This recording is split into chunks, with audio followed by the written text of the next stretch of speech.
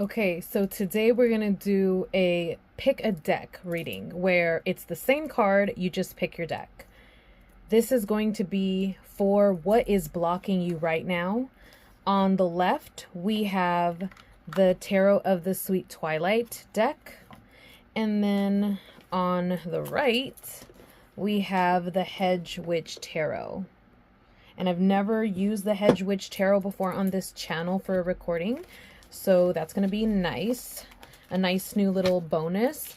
But nothing, I'm not trying to, nothing against the Tarot of the Sweet Twilight. I love this deck. Obviously, I would not be using any decks on my channel that I do not love or have not had beautiful readings with before in the past. Just putting that out there.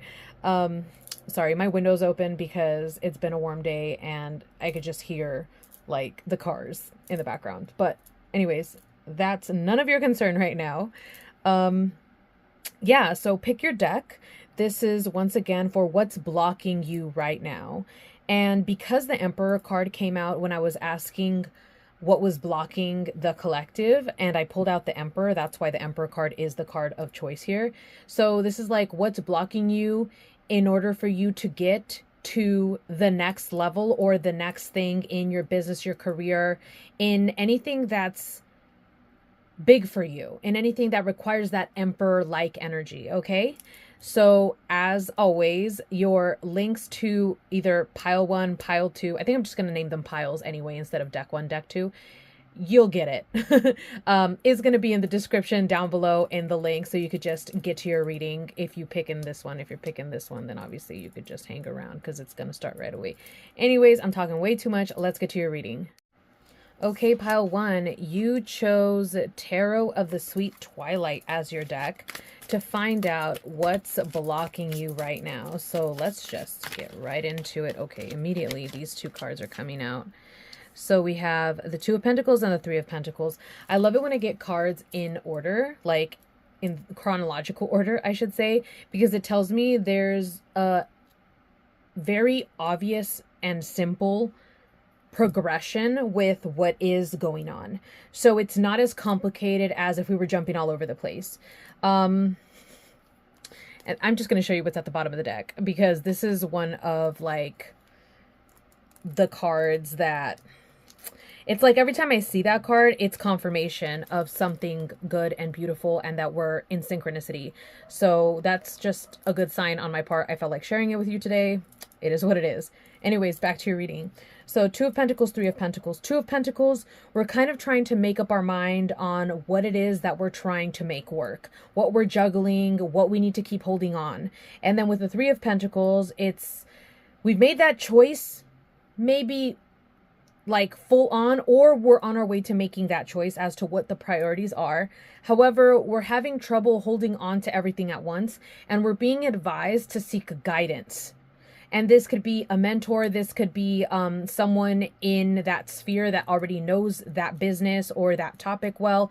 Or it could be friends, family who are support systems to you in other ways that help it so that help you so that you can fully concentrate on the thing you're struggling with. So it could be all kinds of different assistance. It doesn't mean that you have to let go of everything or anything at all. It just means that you need to have more support in order for you to keep progressing in the way that you've progressing up to this point, right? So we're asking what your blockages are, and this came out. So I'm thinking this also means that maybe you're kind of like stuck in trying to decide how to go forward, and maybe you're also not really the type to ask for help, and that's why you're being advised to do so, one, and you're also stuck there because even though it's something that you may not have even considered it, first of all, but if you have considered it, there's a resistance there. And that's it. That in itself is a blockage, right? Because it's preventing you from moving forward. We have the stars or the star card. That's like, you know, there's hope.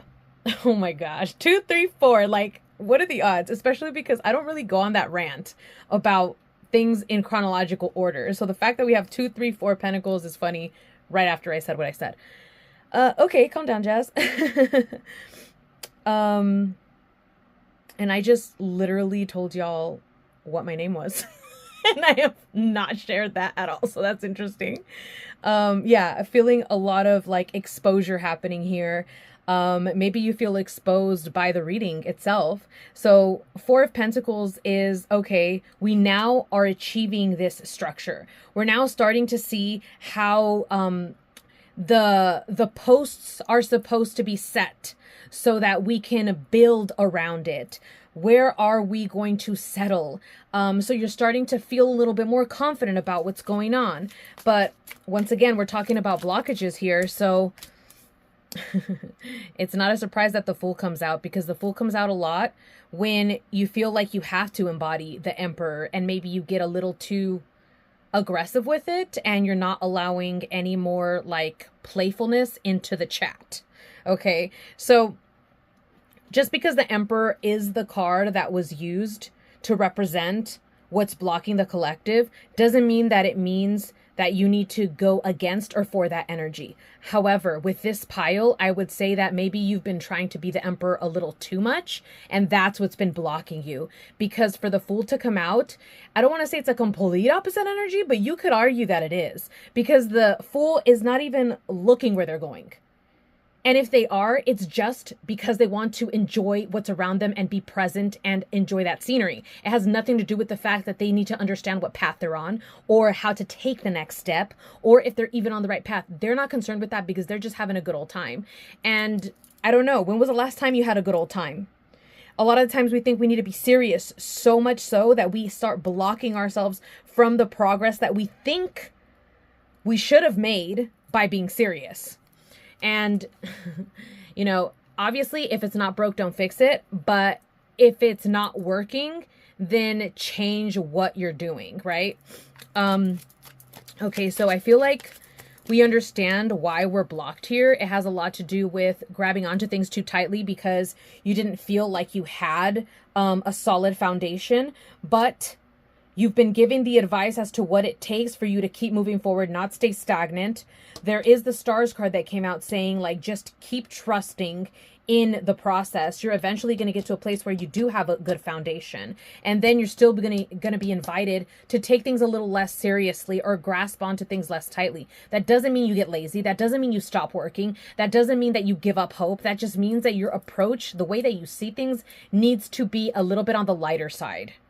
And I almost hate using that as a descriptor, but I think you understand what I mean when I'm saying that. So let's go into, since now we know what it is, and we kind of went into the advice section, let's continue with that. Any further advice? The Hierophant, Ten of Wands, Death, Strength. Okay, so I asked for advice, but you know, sometimes you ask the tarot for something and it gives you something totally different. I think that's a very common trope with tarot in general, and I'm pretty sure I'm not the first tarot reader that you've heard this from.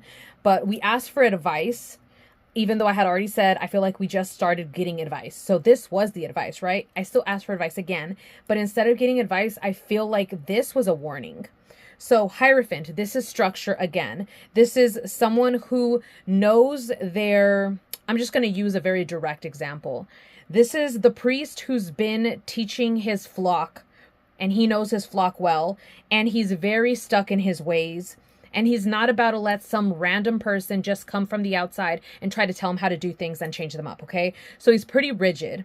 Then we have the Ten of Wands, which is the card of caring too much, of overwhelm, of exhaustion. Then we have the Death card, this transformation, this needed metaphorical death. And then we have the Strength card. So it's kind of like this, if you're too rigid, you're going to end up carrying a lot more than you need to be carrying. You're going to be overwhelmed. And a metaphorical death will have to transpire. Because after the 10, it's over. After the 10, we go back to 0 to 1. After the 10 is death. Okay, so after this massive overwhelm, something's going to have to give, something's going to have to die. One of those 10 wands that you're carrying is going to have to get snapped in half, or maybe more than one is going to have to get snapped in half. They're going to have to die, right? In order for you to come out on the other side, become stronger, and either one of two things, finally start doing what the advice was, or rinse and repeat and hope that you're strong enough to make it out again because of your stubborn streak. Or repeat the cycle and keep building strength the hard way, because that's what this path is. And maybe that's a little That sounds a little bit mean because I feel a little bit mean saying it, but that's what the tarot came out with. And I'm not the one that's going to try to change the message of the tarot. I'm just going to tell you what I feel it's trying to tell you, because if I try to make it love and light and super nice, then I'm also going to fail you as a tarot reader, and I would be going against my own ethics and values as a tarot reader. So I just want to put that out there. I feel like I've been sharing way more than I usually share with this pile, so I hope you guys appreciate that. But that is all I have for you, pile 1. I hope that you got something from this reading, and I will see you on the next one. Goodbye. Hello, pile 2. You guys picked the Hedge Witch Tarot. I'm really excited to read with this deck. This deck, very interesting. I was drawn to it because of the name, actually. The Hedge Witch Tarot. A hedge witch, if you don't know, is, okay, I don't want to say that this is the only definition. Well, it kind of is to me, the only definition of a hedge witch. I guess I want to take a few steps back and say that crossing the hedge is like saying that you're going from this mundane world into a more liminal space. So you're crossing the hedge, right? Sorry, I think that was... I don't know if that was a firecracker or there was a car crash outside. It's been kind of loud outside today. Anyways, yeah, so it's someone that is going to ride the hedge, cross the hedge, go into the other world, and they're going to go on these journeys. Some call them trance journeys, but that's more of like a indigenous or shamanic term. But hedge witch definitely is attributed to all those things that I said, and I could go way more into depth, but I feel like I need to just start this reading already. But anyways, long story short, I was drawn to the deck because of the name, and then I bought the deck because I was completely in love with this artwork. And let's find out what's blocking you. Let's see what's blocking you guys. The world. I mean, look at the art. Look at it. The world. What's blocking you? The world's blocking you. And then we have the Ace of Wands. So we have the last card in the major, followed by the first card of the minor arcana of the Wands. What's blocking you? I don't know. Let's see. I want to say that you're having trouble finishing one thing and going into the next. You're having trouble closing off a cycle and going into the beginning of the next one. And I think this is also a very common thing to like say at this time, because we're still within the first week, I believe. Yeah, the first week of the spring equinox. So we're still in a transition period. And then the same with this deck itself. It's about in the between. An Ace of Pentacles, another beginning. Prince of Pentacles, another Pentacles. I mean, these cards are gorge. Gorge, gorge, gorge. Yeah, so you need to end something that's rather large, because there's not just one, but two things that need to begin.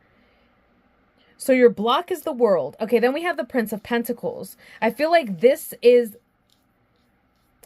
also a slower energy. The Pentacle suit is never in a rush, is never in a hurry, which is interesting because the Ace of Wands is fire, right? So it's a lot more of in a hurry, but it's still not the most in a hurry suit. That would be the Swords.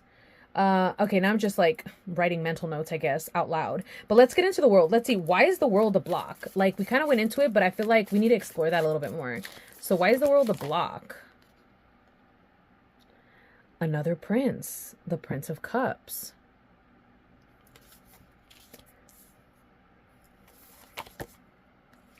And Nine of Pentacles. Okay. So, okay, I can't even, let's move these up. So the world is a block because you love being where you're at right now. Okay, so like I said in the beginning, you're at the end stages of something. So let me just try to give you an example. Let's just say that you were in the middle of launching a business and you went through so much to launch this business and it was a lot of work. It was hard, right? And now you're ready to be like, okay, I'm done launching this business and I've made a beautiful system that can just continue to rinse and repeat and it's set. I just need to do this one thing and then I can move on to the next thing, right? Let's just say that's where you're at right now. So the world is your block because it feels too good to be there. It feels too good to be at the top of the mountain right now. You don't want to be done with it because then you feel like you're going to go back to level 0 or level 1. And you don't want to feel like a rookie again, especially after having such a big win. Because the Nine of Pentacles is you're abundant. You don't need for anything. You've succeeded in doing what it was that you needed to get your shit afloat. Okay, because what precedes the Nine of Pentacles? It's the 8 and the 7 of Pentacles. Those are cards of doing the work day in, day out, sometimes without compensation, and then getting to that level of mastery and then rinsing and repeating, so that the Nine of Pentacles is like you're letting your abundance just shower you because of all the work you put in. So it's kind of like you're in that period of happiness, like, yeah, I did that. But there's still more things that need to be done, but those require you to go back down to a level that was what you thought you would never have to go to again. But this is a part of a cycle of life, is we're going to be beginners again and again and again, no matter how old we are. And this is something that can be like very annoying, heartbreaking, irritating, infuriating, is that we're getting older. So we would think that, hey, we don't have to start at 0 ever again, because as we get older, we should be grandfathered in, right? Like, why the hell are we starting from 0 again? If I'm like 40, 50, 60, 70, 80, however, whatever your age is, like, why do we have to start over again? I really love what I just said, the whole like being grandfathered in. That's hilarious to me. Because it's like, bro, I only have this many more years on this planet, and you're telling me that I have to go back to college? Or you're telling me that I have to go back to level 0, 1, whatever I said, like, I think that that's the block. It's you're wanting to hold on to this feeling of accomplishment and power because it feels so good. And maybe it's also because you haven't felt that a whole lot in your life. So, like, I totally understand that. I understand that a little too well. And maybe also you like the way that people see you from that place at the top of the mountain, right? And for some reason, when you go back to the bottom and you're like, okay, hey, guess what? I'm starting this new journey, or I'm going to start taking classes on this, or I'm learning this for the first time, and you want to talk about it with other people, you feel like that might motivate you, or I shouldn't say motivate you, that might push you to rush through the process because you want to be back at that mountaintop again ASAP, because it almost hurts to not be there. And I think that's also why the Prince of Pentacles came out, because the Prince of Pentacles is telling us we're going to move slower now. And the block is the Prince of Cups and the Knight of Pentacles. The Knight of Pentacles is saying you feel too good here, right? But the Prince of Cups is saying, the Prince of Cups has got this romantic seduction, okay? This is the people that are like, damn, you did it. You're up there. Oh my gosh, you must be so proud. Those people that are giving you those compliments, as well-intentioned as they are and as beautifully received as they are, they're also blocking you from going back to level 0, because those compliments are probably not going to come at that rate anymore, because you're going to be back here. Yeah, they may still remember that you did that, but they may not. So the newer compliments that you might receive may have nothing to do with what you did before, but where you're at now. And it might hurt, because when somebody says, oh, that's cool, you're starting something new, and then you might want to say back, yeah, but I did this other thing and I completed it. And that's because you feel like you have to defend, okay? You do not have to defend anything to anyone, except for maybe yourself. Because we're also our biggest critic, right? And I have a feeling that there are no narcissists in this group of people, because I'm getting this very like defensive like type of energy coming out. Like, well, why can't I relish in my wins? Of course you can. Celebrate them. And just because you're moving on and going on to becoming the rookie or the beginner or the freshman in these 2 new things does not mean that you forget what you've done, or that you can't celebrate that anymore. You can totally celebrate that. You can even tie these 2 things together somehow. I don't know why I got that. But you can also say, I'm embarking on this new journey after wrapping up this next one. I can't wait. I'm super excited. Now that I've completed this and I've gained experience here, I'm going to like be a boss at this. And maybe this leads you to something else and making new connections and whatnot. Wow, I just feel like I said so much in this pile with not even all of the cards I was going to pull. But yeah, that's what I'm getting for the blocked energy. Let's see. I'm just going to pull a few more cards to see what advice do we have for unblocking ourselves here. Nine of Swords, that's not advice. Queen of Wands and King of Swords. Okay, so like I said before, we're thinking a lot here. We're thinking a little too much about what we're not getting, or what we're not, or we're limiting ourselves to what we can receive because we're going to be starting again, right? That's what the Nine of Swords is. The Nine of Swords is you're thinking back and forth, you're having your mind flying at 1,000,000 miles a minute, and you're provoking yourself this discomfort and this chaos that doesn't need to be there. Okay? And then with the Queen of Wands and the King of Swords, with the actual advice here, I mean, technically Nine of Swords advice is, you know, meditate a little more often than you think. Pause in between thoughts. Take deep breaths, you know, calm down the mind, quiet the mind, reduce the chatter. That's the advice that I would give with the Nine of Swords. Now we have Queen of Wands and King of Swords. So Queen of Wands, this is someone who's fiery, but not because they're quick to anger. Although you don't want to mess with her. Queen of Wands is someone who's very, very passionate. And I love to see this, like the Ace of Wands, but then the Queen of Wands in the advice. Because it's kind of like telling you, you can be the Queen of Wands and the King of Swords. There's no stopping that. Just because you're taking on a journey that starts from the one and you're at the bottom or at the very beginning does not mean that you do not embody the qualities of the Queen of Wands and the King of Swords. Queen of Wands, like I said, is an overly passionate, enthusiastic person. This person is not worried about being inspired or lacking creativity because she's got that in spades, right? And the King of Swords, this is someone who is very stoic. This king is more of like the Emperor energy, okay? This King of Swords, this is someone who knows how to make the business decisions that need to be made, and they're not going to let their emotions get in the way. And I guess this is maybe a part of the advice because it's like, put your emotions into the actual passion and creativity of your work, and then build the plan and make the decisions, and don't let that become something that you dwell on. Like things that tend to have you overthink, you need to move on those fast. Make those decisions quick, because the faster you make decisions, the more you realize what's good for you and what's not. And if it's not, you pivot. And that's it, right? Okay, pile 2, that is your reading. I hope you got something out of it, and I will see y'all in the next one. Goodbye.